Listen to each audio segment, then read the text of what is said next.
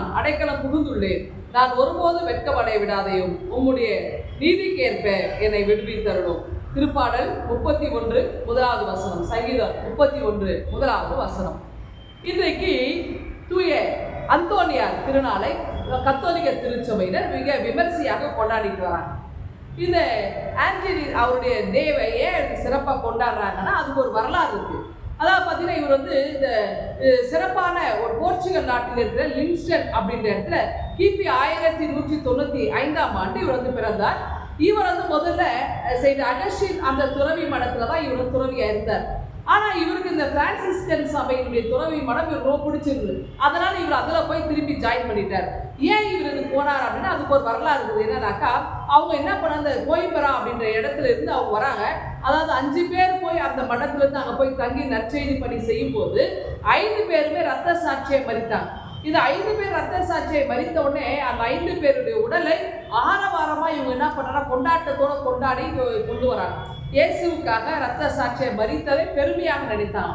அப்போ இதை பார்த்த உடனே இவருக்கு இந்த அகஸ்டின் அந்த இருக்கின்ற அந்த துறவி மடத்தோட இந்த துறவி மடம் இயேசுவுக்காக உயிரை கொடுப்பதை அவர் மகிழ்கிறார்களே, இந்த இடத்துக்கு நாமளும் போயிடணும் அப்படின்னு நினைச்சு இவர் என்ன பண்றாருன்னா இந்த இடத்துக்கு வர்றாரு.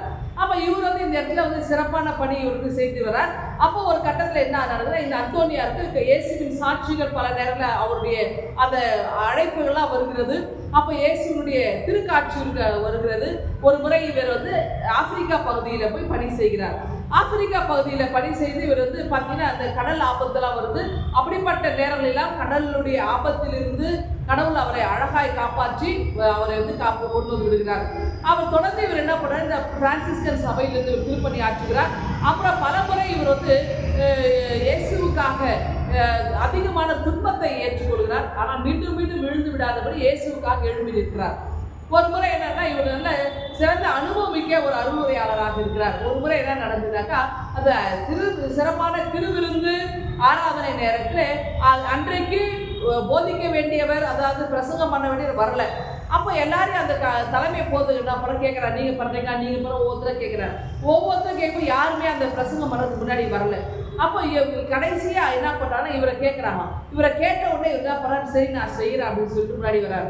அன்றைக்கு அவர் ஆற்றின அருளுரை சிறப்பான ஒரு அருளுரையாக பேசப்படும். அதுவரையிலும் யாரும் அப்படிப்பட்ட ஒரு அருளுரை பேசலையா? அப்படி என்றால் அதுவரையிலும் அவரை எல்லாரும் ஒதுக்கி வைத்திருந்தாங்க. ஆனால் அன்னைக்கு ஒரு வாய்ப்பு கிடைச்சது. இவருடைய பிரசங்கம் அன்னைக்கு மிகப்பெரிய பிரபலமானது. அப்போ இயேசுவுக்காக துன்பத்தையும் எடுத்தார், சுவிசேஷத்தையும் அறிவிப்பதற்கு இதை அந்தோனியார் முன்னுக்கு வந்ததை நாம் பார்க்க முடியுது. கடைசியாக 13 அதாவது ஜூன் மாதம் 13ஆம் தேதி 1331 இவர் கடவுளுடைய திருமுனையிலே அவர் இறைவனடி சேர்ந்தார். இறுதி வரை இயேசுவுக்காக உழைத்து கொண்டிருந்த ஒருவரை நாம் காண முடியாது. தான் கத்தோலிக்க திருச்சபை இவரை கொண்டாடி வருகிறார்கள்.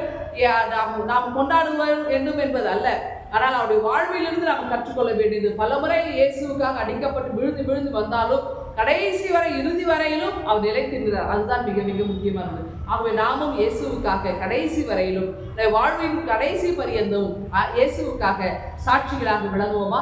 இந்த சிந்தனையோடு இந்த நாளை துவங்குங்கள். ஆண்டவர்களை ஆசீர்வதிப்பாராக. ஆமென். எங்கள் அன்பின் ஆண்டவரே, என்னாலும் உங்களுக்கு நாங்கள் ரத்த சாட்சிகளாகவே நாங்கள் வாழ நீர் எங்களுக்கு கிருபை தாரும்.